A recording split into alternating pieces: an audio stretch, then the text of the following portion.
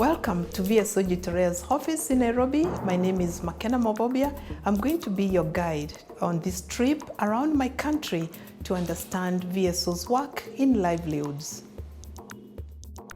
Let me introduce you to my organization, VSO Jitolee. Jitolee in Swahili means giving your time, and this is why we work through volunteers to support partners in delivering objectives of the program. So let me take you through a little journey, a story of one of our actions, one of our greatest successes in Jitolee on a project called Improve Sustainable Livelihoods that is funded by the European Union. The aim of this project is to empower disadvantaged women, low incomes, to improve their livelihoods through different packages that we have developed with our core partner, KREP, a microfinance institution that seeks to empower communities that have been excluded by mainstream banking. We have implemented this project with 5 of our partners across 3 provinces in Kenya, that's Nairobi, Eastern and Coast provinces. Now that you have a little background, let's start our trip around Kenya from here, Nairobi. This is a vibrant city with a population of 4 million, the capital of this country, Kenya. Maridadi Fabrics is a home industry project of the Anglican Church Diocese of Nairobi, one of our partner organizations. Maridadi Fabrics started in 1966 to help the disadvantaged women in the slum areas of Shauri Moyo and Manjego. Maridadi Fabrics have been in partnership with VSO since 2008, and we have received a lot of support through volunteers and capacity building. Also, VSO through KREP has given financial and training support to the women we work with. In Maridadi, we have had 3 volunteers. The first one was John Tamaya from the Philippines, who was an institutional development advisor. The second one was Teresita Quadra, a designer who was also from the Philippines. The third volunteer was Justin Catton. Justin was from the United Kingdom. He was a textile designer, and he was working closely with Donna Nasambu in textile designing and also in product development.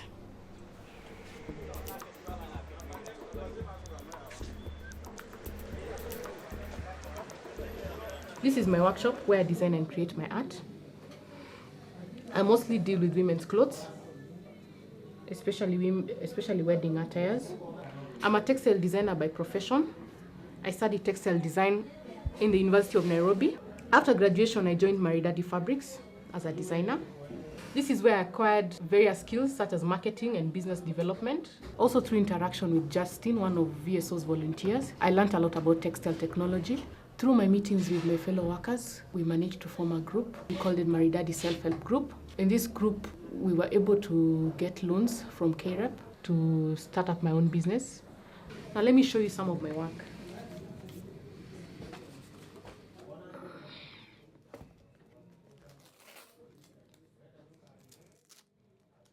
This is actually a wedding dress made of satin and lace. It has a lot of beading detail.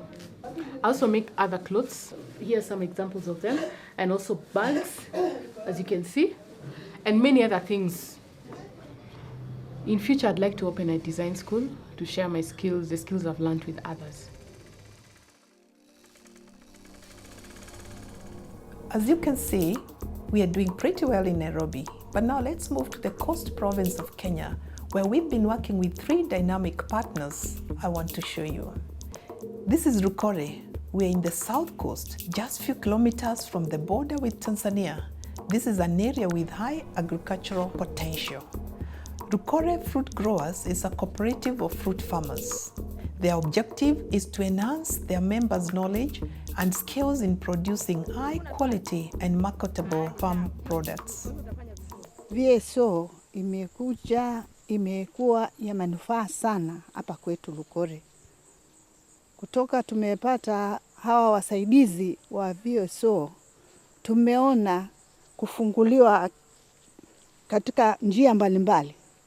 Hawa watu wa VSO wametuonyesha kutengeneza mbolea organic.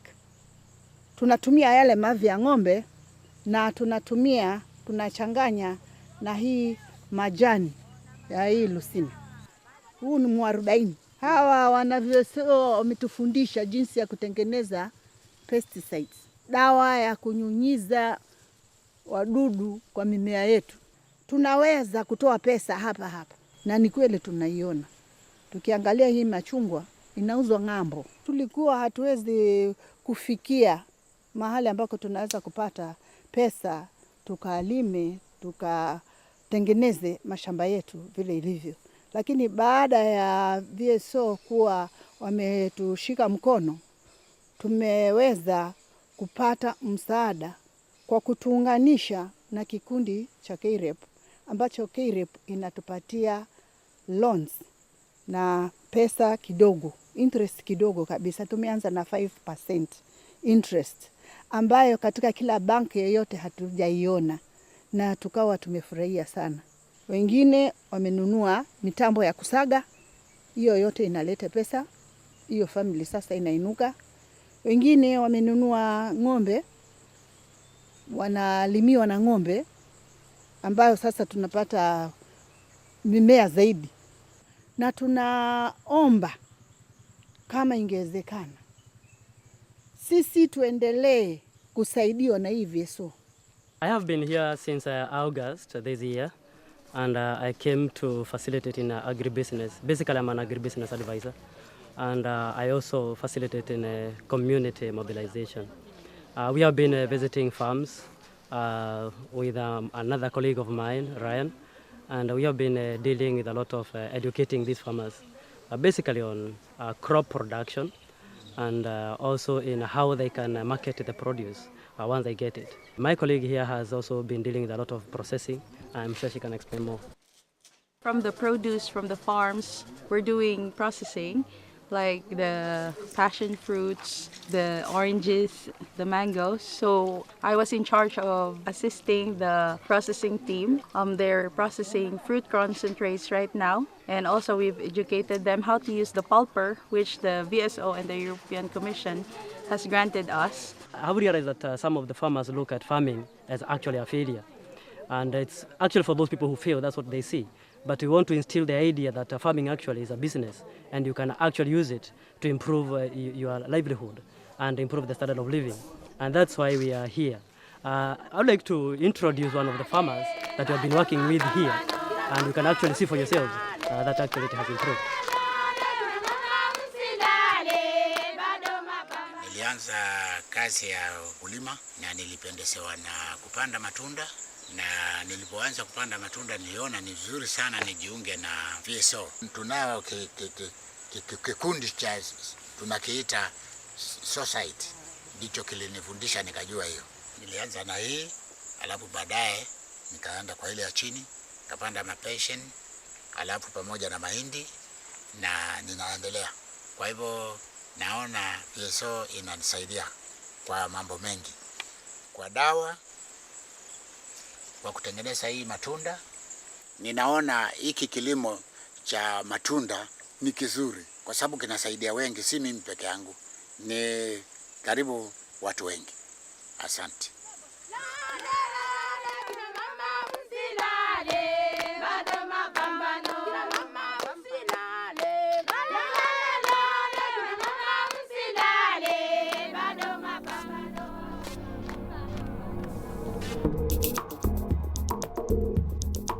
Let's now move from Lukore to Bombolulu. We are very close to Mombasa and its old town. This is a very touristic area full of natural and cultural attractions. Here, we work with two groups that are affiliated to Bombolulu Workshop Cultural Center, our local partner. Bombolulu Workshops and Cultural Center is a program that empowers persons with disabilities. We train them and offer them employment. Currently, we have about 110 artisans who are physically disabled or challenged. We have 4 different workshops. We have a jewelry workshop. We do have leather workshop. We have textile department, and then we also have a wood carving department. We got involved with VSO because we needed expertise on the ground to move this program to its next level. So far, they have partnered with us in different departments. We have had them bring in a volunteer in our design and marketing. They brought in a volunteer in the IT, and VSO program bought a server for the program, something that we would not have afforded and we needed so badly because we needed to step up in our IT. Currently, we have a volunteer by the name Justin. He's really improved the textile department by coming up with very good prints and also very good designs in that department, hoping that when we go out aggressively to sell the prints and the fashion designs that he has come in, it's going to bring more business into that particular workshop. And so ISL program from VSO has really assisted this program. We are hoping to continue partnering with them right now because the program is expanding and because we still have to assist persons with disabilities greatly. My name's Justin Curtin. I'm here at Bombolulu workshops. I was brought in last March 2011 as a technical advisor. In particular, my background is in printing, textile printing, so what I've been doing is helping improve the quality by standardizing the process. That has been by putting a registration system together so that we can do more accurate printing. This in turn will help the product improve in quality and hopefully improve the business as a result. What I've been trying to do is modernise the whole system. I was originally brought to Kenya to work with Maridadi. Basically, I met Esther, the program manager at Bombolulu, and she could see that my skills there would be beneficial to Bombolulu. So we agreed that I'd come here for a few weeks, but when I got here, we realised there was so much that I could do here. I've ended up staying here for nearly a year. VSO as our partner wameweza kutusaidia na volunteer yule ambaye alikuwa anafanya Bombolulu ambaye ni Justin, na Justin tumeweza kuketi pamoja na tukajadiliana jinsi vile tunaweza kutengeneza kataloko yetu ambayo inaweza kuwa na bidhaa zetu ndani, na tumeweza kufanikiwa kutengeneza kataloko yetu ambayo imetuwezesha sasa kwamba customers wanaweza kuona bidhaa zetu. Tumekuwa tuko na shida ya kupata mahali ambapo tunaweza kufanyia kazi yetu ndio tuweze kutengeneza bidhaa zetu. Sasa hivi ni vigumu sana kwa sisi kutengeneza bidhaa zetu kwa sababu tunatengeneza ndani ya nyumba, lakini tukaongea na VSO kwamba tungependelea kwamba tupate mahali ambapo tunaweza kutengenezea bidhaa zetu, ambapo pia tutatumia kama ofisi yetu, na hapo ndio tunaweza kupatikana na customers wetu, tunaweza kuwaelekeza. The third partner organization is located just few kilometers from Bombolulu, Mombasa. We are now on the north coast, and this is the famous Kilifi. The town lies on the Kilifi Creek between Malindi and Mombasa. Kilifi is known for its beach and for the ruins of Munarani, including mosques and tombs dating from the 14th to the 17th century. Sarino is a community-based organization whose activities are training on capacity building to low-income women. They are working with 30 different groups. Their core business of Sarino is credit delivery and training on various community issues. I'm coordinating Zarino, and I've been with Zarino for more than 10 years. Our group is all volunteers, and we have given our time to work with the community. ISL program started for the fact that as we work with our community, we can train them on handcraft so that they are able to learn a skill, and from the skill they can earn a living.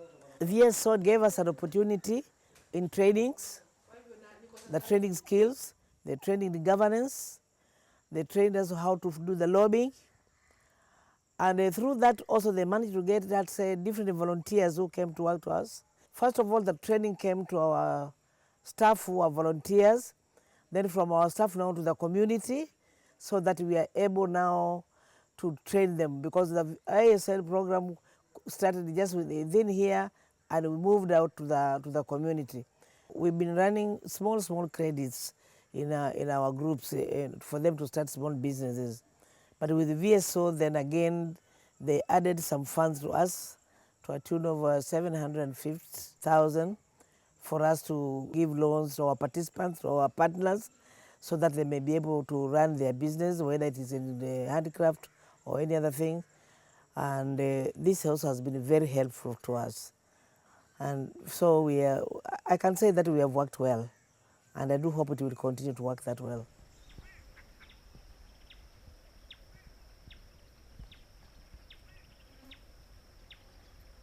Nafanya kazi na shirika la Zarino, na kusema kweli kule Zarino mimi ni founder member.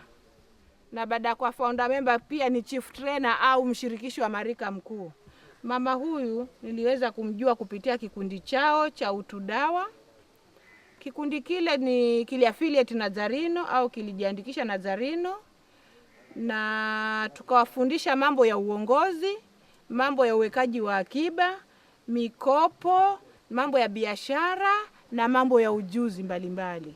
Na kutokana na mafunzo hayo, mama huyo ameweza kuchukua mikopo kutoka kwa shirika la Zarino. Mkopo wa kwanza shilingi 5,000, mkopo wa pili shilingi 10,000, mkopo wa tatu akaona ni utamu akachukua 1,150,000, yani 1,150, akanunua mtambo ambao labda mtauona. Akaona tena utamu, baada ya kulipa akachukua tena mkopo wa 1,70,000, akaongeza mtambo wa pili ambao uko sehemu nyingine. Na zingine akanunua tandai, kwa sababu tuliwafundisha mambo ya tandai, mambo ya shanga za makaratasi, lakini yeye akashikilia upande wa tandai. Alafu yeye kutokana na ujuzi huo hakubaki nao peke yake, akafundisha kina mama wengine 5 hapa kijijini. Kwa hivyo wanaendelea na mipango hiyo, na hivi sasa anatarajia kuchukua mkopo mwingine.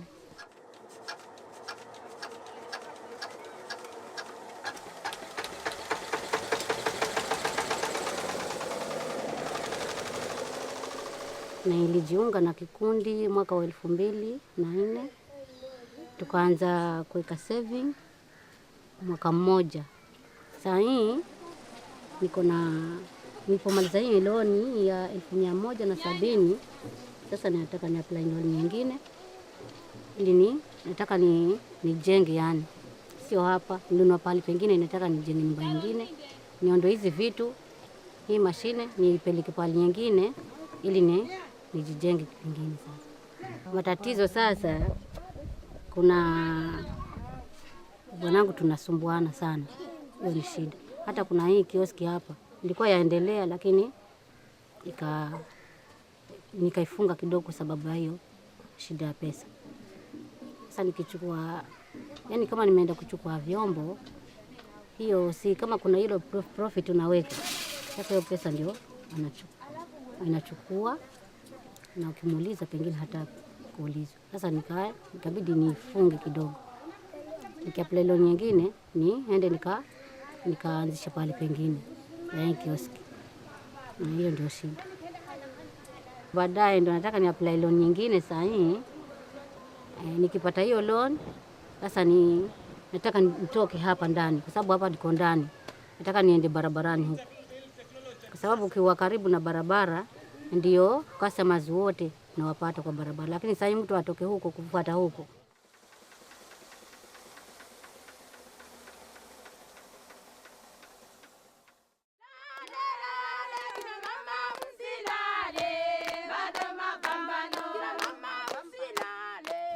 Katika mkoa huu kufikia mwaka 2008 tulianzisha mradi wa kutengeneza shanga kupitia kwa shirika la VSO ikishirikiana na Zarino.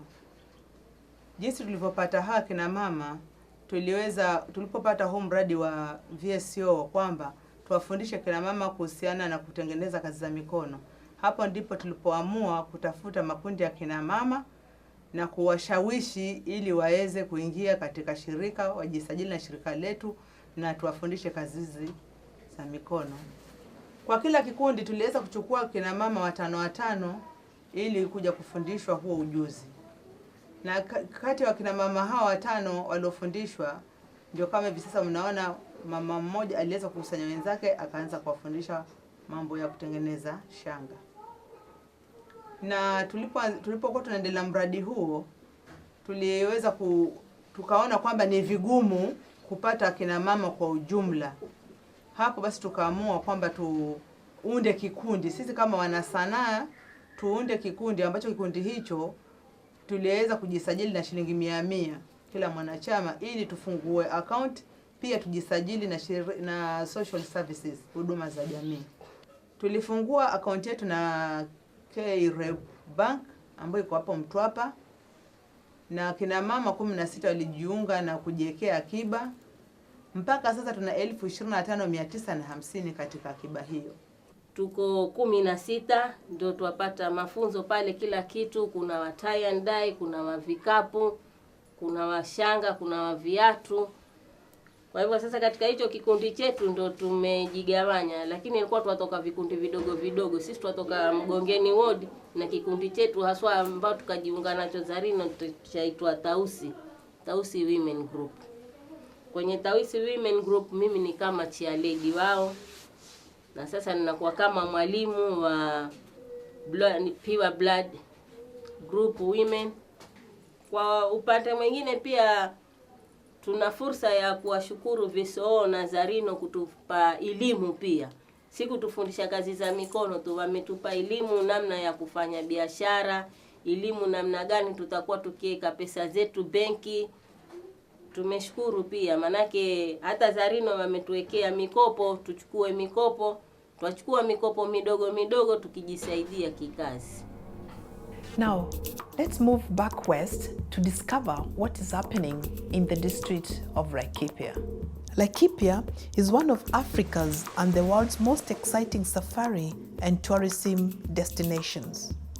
Here, we work with the Ilingwesi Community Trust. The organization brings together 600 families who are members of the group. Besides conservancy, the trust has other objectives, which include provision of water, education, and women development. Beadwork is a common tradition practice among the Maasai and Samburu communities, and it is this tradition scale that the Improved Sustainable Livelihood project is tapping to enhance livelihoods of the women. Mimi ni mama moja ambayo ni msimamizi wa kikundi ambacho kiko hapa Chumvi, na tangu niwe pamoja na project ya VSO nimeweza kufaidika, na pia wamama wengi wameweza kufaidika. But walikuja wakanibandilisha, nimejua kushanganya rangi, nikaanza kujua biashara. Nimeenda kununua shanga, ninaitoa mbali, ninaleta hapa ndio wakina mama waweze kufaidika. Siku hizi hatuendi kushukua mbali, wananunua hapa, na mimi pia ninashona katika hapa. Hii ndio duka langu ambayo hii project imeweza kunipa akili mpaka nimeweza kufungua.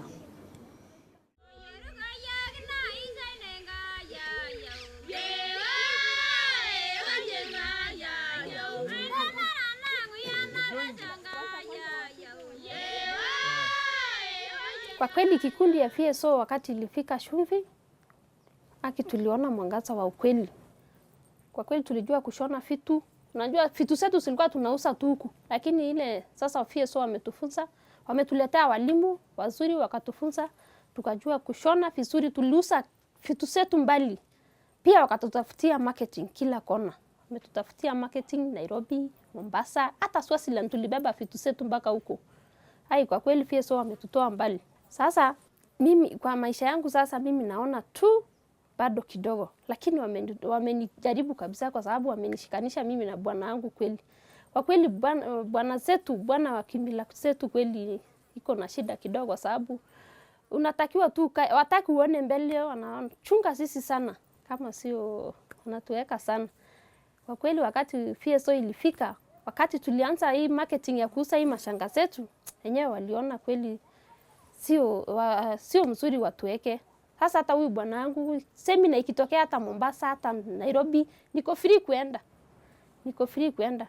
Hata kama nimenunua draw ya shanga, hata kama nimeweka stima ya shanga, bado nahitaji tu hata afadhali tu nikiona nimejenga nyumba ya simiti kweli, nitaona nimetoka mbali sana. Bado kidogo. Naomba tu hiyo.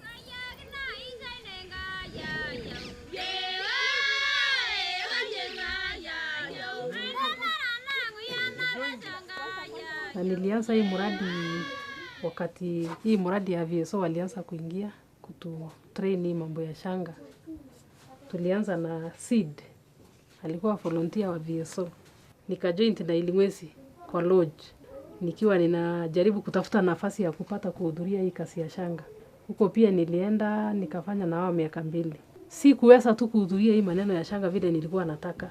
Nikaendelea na hawa, hii mradi tu inaendelea tu kukomoa na tunaendelea tu kupata mapato.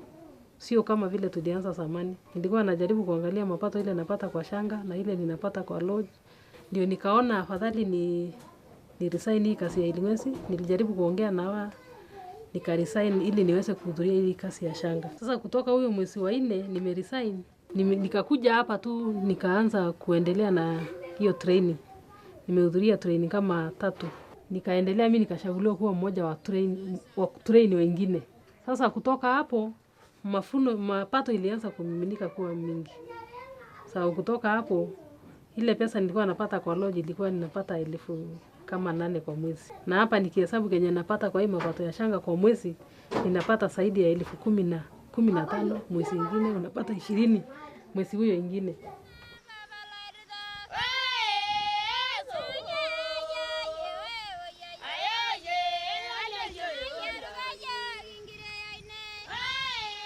Inasaidia kazi kama hii, kama kufalilia hii nini, kama kununua hiyo mbegu ya kitunguu, kufanyisha kazi kama hii sasa kuongezea shamba, inaongezeka na ya shanga ndio niweze kufanya kazi zingine. Kama hiyo kazi ya shanga bado ndio nimenunua nayo hose pipe kama zile ziko hapo. Hiyo ya maji ya irrigation. Sasa pipe zikienda sikate kutosha ninanunua ingine ninaongeza. Bado ni hiyo pesa ya shanga tu ndio inaendelea kusaana.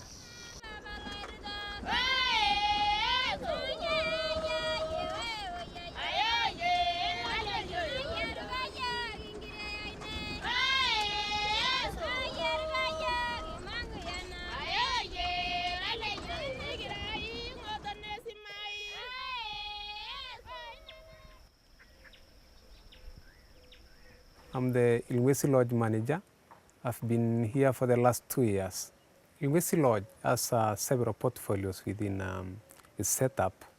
One of them we have the bursary projects, we have the infrastructure projects, we have the dispensaries, that is the health part of it, and then those are the major activities that Ilwesi has as a well set up.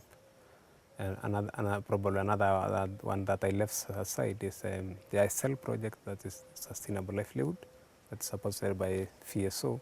Ilwesi Lodge has a 5-year strategic plan that is usually guiding them to make a consistent move and implementation of their project.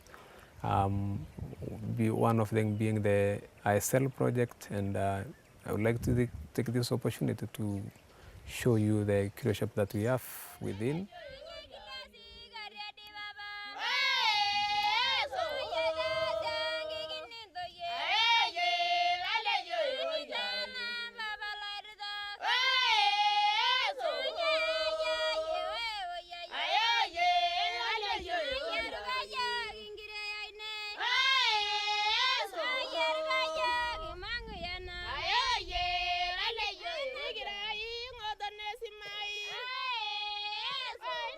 It's one of the curio shops that we usually sell and market the women's beadworks, and then I wish to take this opportunity to introduce Rhoda to explain more about this.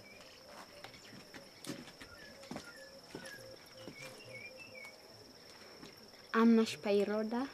I work in this curio that Kaso has just said. I'm the one who sells the beaded items that you can see. They are made by the women from all over the community. The project has helped the women. It has improved their livelihood. It has helped them bring some income into the families.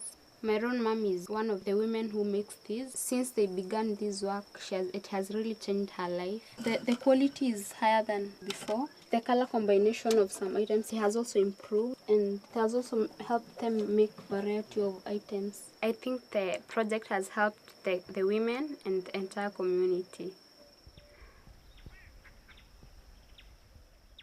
Where we are here today is in the Ilangwezi Lodge, and this really links into the beadwork project, because about 15 years ago this community did something quite miraculous. It put 80% of its land aside for conservation, but it needed to replace the income it was losing through livestock keeping. It started this lodge, but that was not enough, and so it looked for other ways to diversify their livelihoods, and that's when VSO became involved with the community and started the beadwork project. So when I arrived here, the project had been going through years and was really in a community development stage where it was about getting the women organised, getting them into the groups and starting them to make and to train.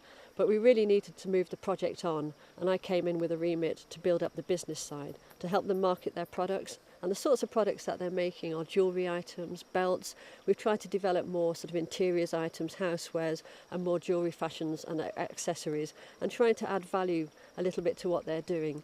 So that's the sort of situation we are now. The market we're really targeting is the external market. It's we've got customers overseas and also to the tourism market here in Kenya.